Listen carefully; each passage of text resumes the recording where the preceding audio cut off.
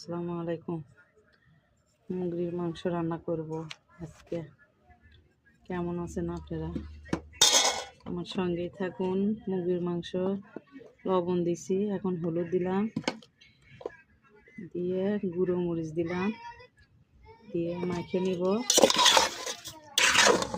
মাখিয়ে নিয়ে এখন ভাজে নিব, ভাজে রান্না করব। মুরগির মাংস ব্রয়লার মুরগি ভাজে রান্না করবেন, তাহলে মজা লাগে।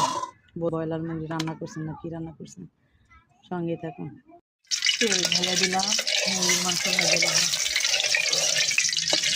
ভেজে মাংস ভেজে নিব। এখন ব্রয়লার মুরগি ভাজে রান্না করলে স্বাদ লাগে, তা নাহলে ব্রয়লার মুরগি আইলে যাওয়ার সম্ভাবনা থাকে। আর ভাজে রান্নিলে কিন্তু গরুর মাংসের মতো লাগে। ভাজে রান্না করে খাইয়ে অবশ্যই ভালো লাগবে। এই যে আমার মাংস ভাজা শেষ হয়ে গেছে, এখন তুলে নিব। এই যে গোস্তের জন্য পেঁয়াজ ভেজে নিলাম। পেঁয়াজের মধ্যে মশলাপাতির গোটা, আদা গোটা, কালো গোটা এগুলো সম্পূর্ণ দিচ্ছি, তেজপাতা দিচ্ছি, দিয়ে ভেজে দিচ্ছি। এই যে পেঁয়াজ ভাজা হয়ে গেছে, এর মধ্যে আমি আদা বাটা, রসুন বাটা সব দিয়ে নিলাম। সামান্য একটু পানি দিয়ে নিই, পেঁয়াজটা পুড়ে যাবে। তারপরে এই যে গুঁড়ো মরিচ দিলাম। মাংসতে সবসময় গুঁড়ো মরিচ খাই, আপনার স্বাদ অনুযায়ী গুঁড়ো মরিচ দেবেন, যেরকম ঝাল খেতে পারেন সেরকম দেবেন।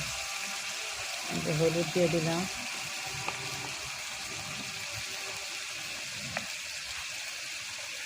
মশলাটা এখন কষে নেব।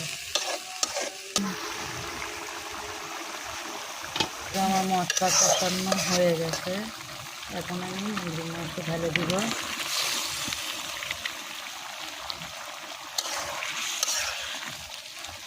তার সঙ্গে আমি আলু দিব। কিছুক্ষণ আলু বাবু আলু ছাড়া মাংস খায় না, আর আলুটা ভেজে দেওয়ার কথা, তেল ছিল না, এখন দিয়ে দিলাম। কত সিদ্ধ হয়ে যাবে।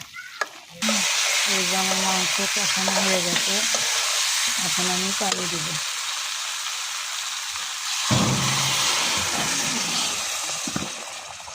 এগুলো পানি গরম পানি, এগুলো ঠান্ডা পানি না। ঠান্ডা পানি দিলে খুব মাংস গন্ধ আসে একটা। এই যে আমি জিরে গুঁড়ো জিরে